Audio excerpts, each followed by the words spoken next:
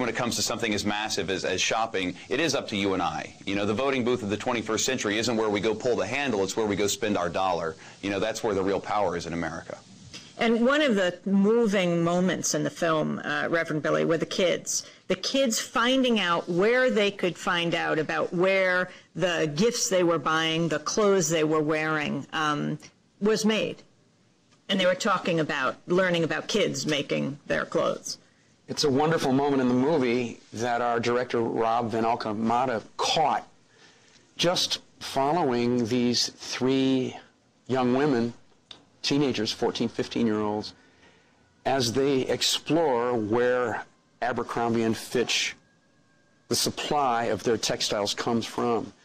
And they go to the internet, they go to responsibleshopper.org, they do an entire step-by-step investigation, and then they become just amazed at the conditions under which these children are making the clothing that's on their back. Have you been to the movie, Reverend Billy? Have I been to the movie? And what kind of response have you gotten since? Because it just opened this last weekend in New York, and it opens in the next couple of days in Los Angeles and San Francisco. In New York. Has the response to you changed? Well, people still call across the street, Reverend, keep it up. Are you out of jail? How are things? People have a protective kind of attitude towards me, which I appreciate.